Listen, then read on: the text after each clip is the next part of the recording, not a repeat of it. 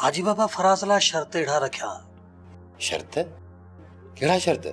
इहो ही तो पहिरीं घर वारीअ खे तलाक ॾे, जाबिर खान जो घर छॾ, पोइ सोनू तुंहिंजे हवाले कंदुसि। पर बाबा तव्हां हाजी बाबा खे न सम्झायो त सोनू फराज जे निकाह में आहे। सोनू जी मर्ज़ी खां सवाइ उनखे फराज खां अलॻि केरु नथो करे सघे बाबा साईं। इहा ॻाल्हि मूं हाजी बाबा खे घणो ई सम्झाई आहे। मुराद हाजी बाबा पंहिंजे ज़हन ऐं सोच वारो माण्हू आहे। मां हाजी बाबा खे ज़ोरीअ जो फ़ैसिलो नथो ॾेई सघां। या अञा बि का ॿी ॻाल्हि आहे? कहिड़ी ॻाल्हि? तोखे छा थो सम्झ में अचे पुट? हाजी बाबा सोनू जी जुदाई जे ख़ौफ़ खां उनखे फराज जे हवाले नथो करे। ईअं ई हूंदो, पर फराज खे ख़ाली वापसि करण जो हिकु सबबु इहो आहे त हू जाबिर खान जो पुटु आहे ऐं पहिरियों ई शादीशुदा आहे। बाबा साईं तव्हां छा था सम्झो? फराज वरी ईंदो या ॿियो को ज़ोर लॻाईंदो? बाबा साईं गलत पिया सोचो। फराज एक अमन पसंद इंसान आहे। ये जड़ा तो फराज जी गिची में पिया वेंदा वने। सोनू मुंहिंजी सोच ग़लत न आहे। तूं खामखा जज़्बाती थी वई आहीं ऐं जज़्बात में कयल सभु फ़ैसिला ग़लत हूंदा आहिनि। बाबा साईं मां सां बहस करण थी चाहियां। मूंखे सिर्फ फाइनल ॿुधायो त तव्हां फराज सां छॾियो था या न। को बि पीउ पंहिंजी औलाद खे ज़िल्लत वारी ज़िंदगी गुज़ारण जी इजाज़त न ॾींदो। मां कंहिं बि हालत में सोनू खे इहा इजाज़त हरगिज़ न ॾींदुसि।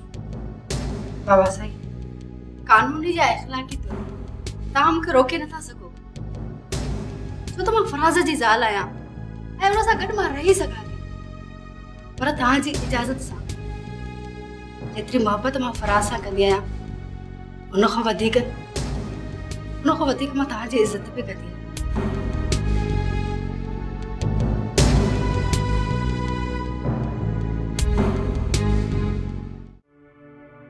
रहमान बाबा कोन आयो छा? न मां चाचा रमज़ान ने कोन वञी सघुसि।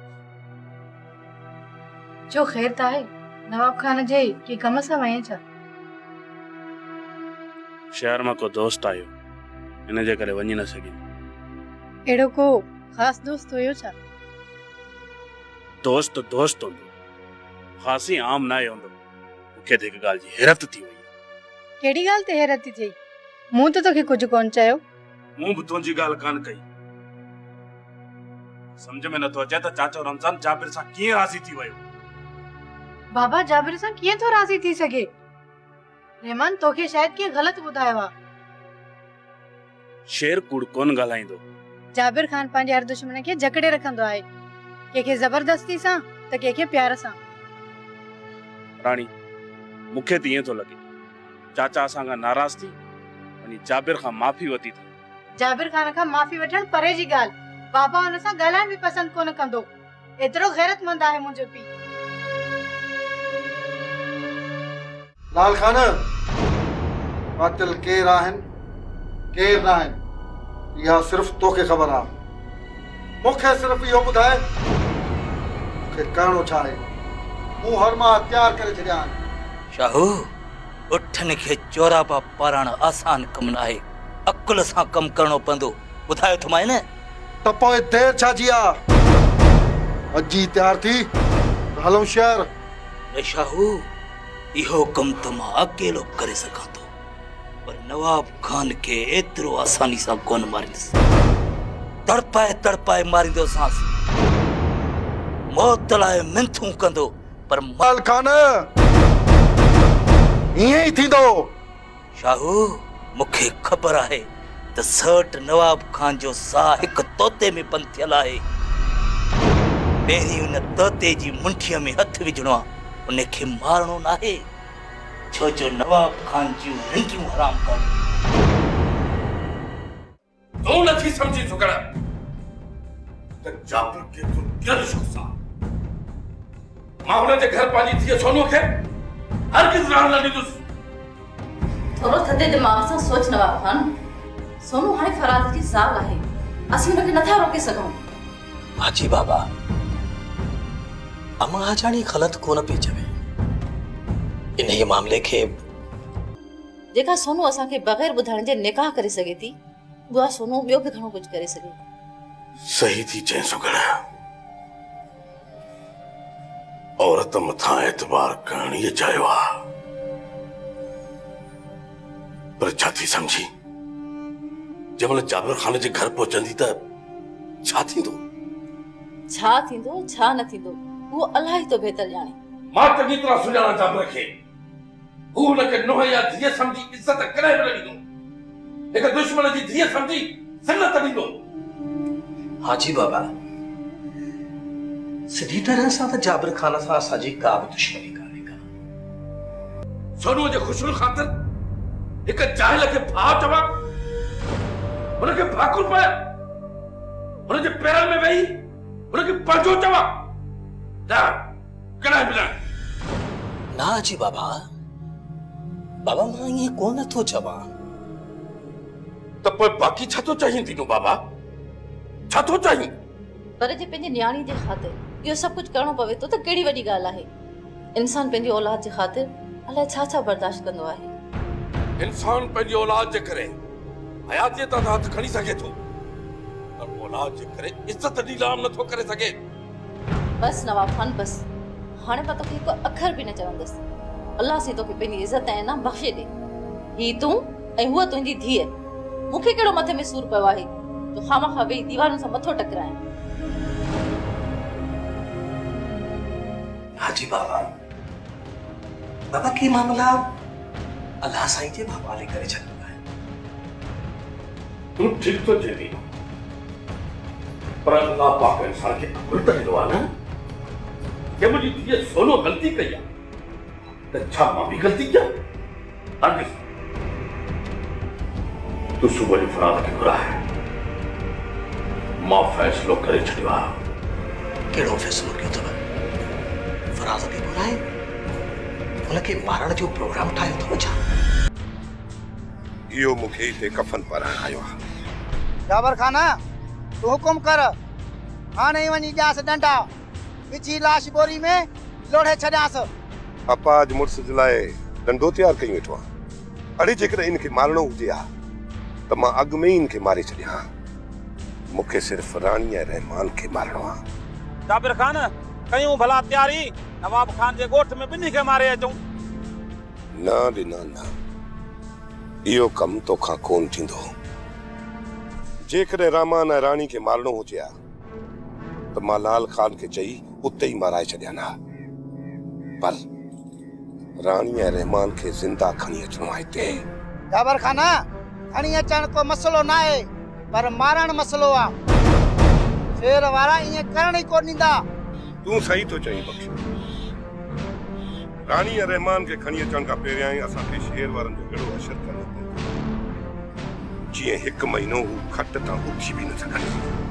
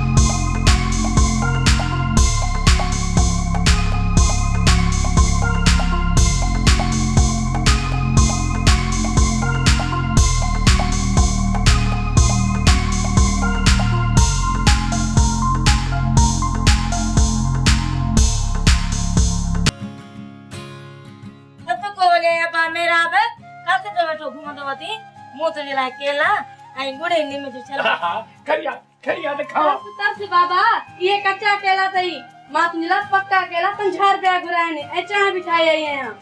वाह बोला जकुर बहन जाडो तारो खाधा पीता। वाह वाह। हलड़ी छोरी सारा सड़ी तेरे बाबे के मुंह चेवा मां पंजे हथन सां केला चिले बाबे के खाराईंदस तोरा ये पितल केला कोन खाईंदो। बाबा ही ॾिस तूं केलो खाई ॾिस त केॾो न सुठो आहे।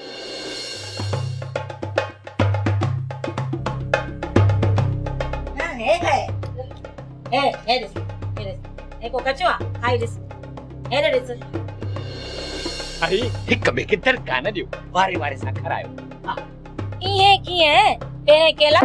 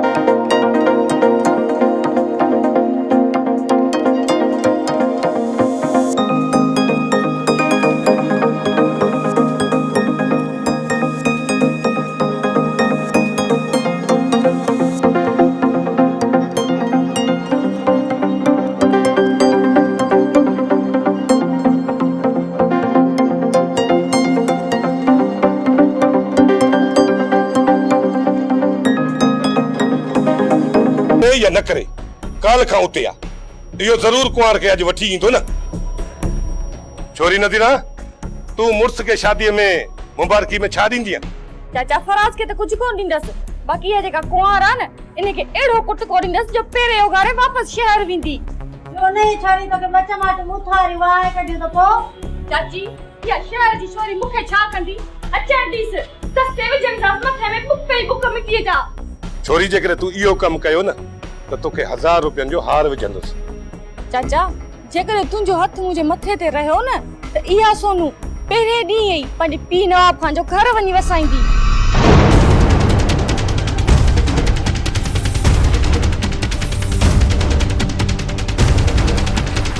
छा सोनू मुंहिंजे दुश्मन नवाब खान जी थी आहे?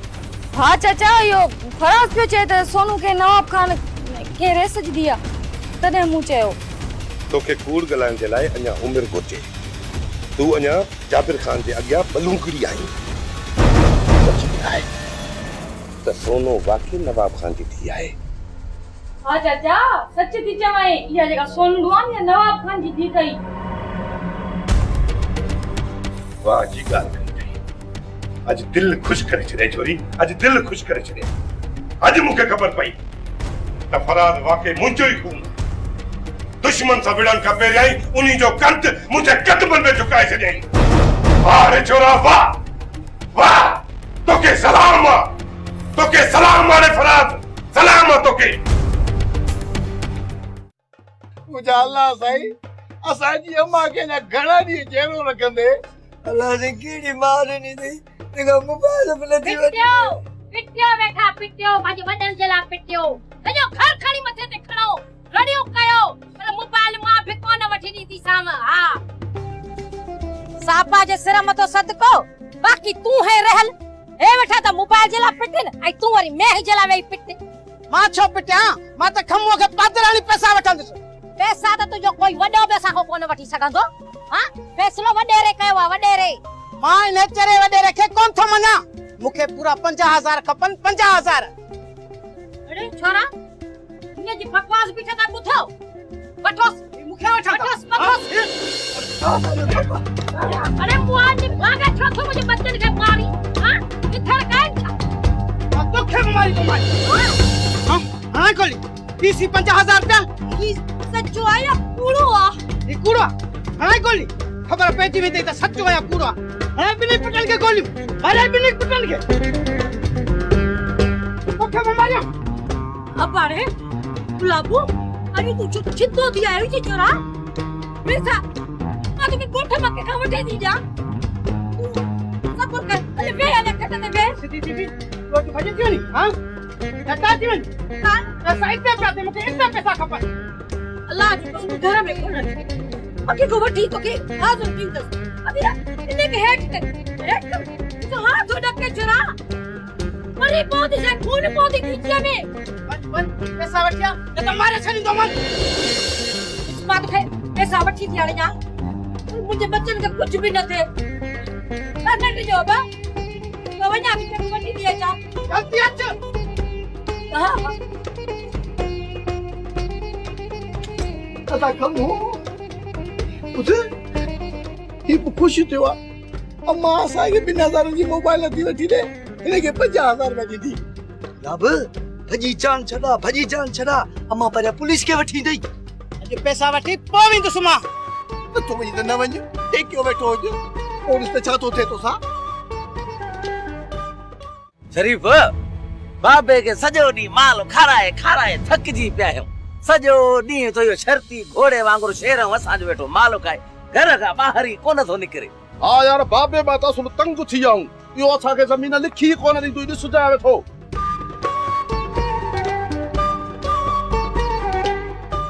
जमीन त हाणे बाबे को लिखराइणी आ यो वारी किया सीने ते को बंदूक रखे पीस जोरिए लिखराई साला बाकी बाबो लिखी देण वारो न थई यो बुधाए सजे याद कजाए सुबह जो मां शहर वनी पूरा कागर तो खाराए ता बाबो जे निंड पियो तो हना तो कागरन दे मथो आंगूठो वापस आलू शरीफ आई हलो तो मुझे घर अम्मो गुलाब हुआ ने वो मुझे बच्चन के मारे तो पियो थे खैर ता है ना मासी साहब ओ बा दिया ने टे मुरना साले जे घर में धाड़ो तो लगे अली मुझे बच्चन के बचायो हलो अब्बा अरे ला वो बुनी है तुझे दो या साजा को समय यो खाना धाड़े लन मासी साहब अब्बा हिक आहे उनी जथ में पिस्तौल आहे मुझे बच्चन के मारे ने विचे अब्बा अजो अब्बा अच्छा ता सालू इसु ने धाड़े खाना के अचू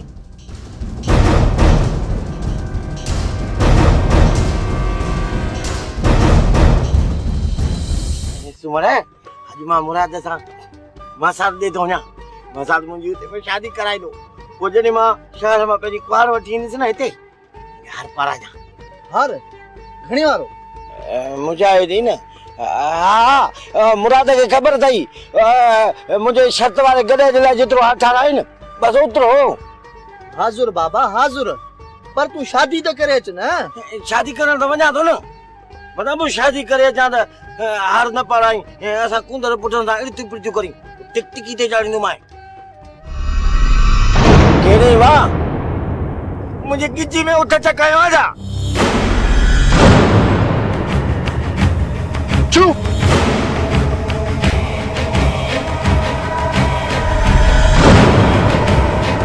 उमर तुम नवाब खान के न्यापो दे जेकॾहिं एतिरो मुड़ुस माण्हू आहे न त सोबत फ़क़ीर खां मीर मोहम्मद खे छॾाए वञे पर मीर मोहम्मद तव्हांजो ॾोह कहिड़ो कयो आहे ॾोह कयो आहे या न कयो इन में तुंहिंजो कुझु बि न वञे इज़त वारो आहीं हेठो हलियो वञ मां चवां थो हथु कढी मीर मोहम्मद खां अचो हलो अचो मूंसां बाबू मुंहिंजी शादी आहे भाऊ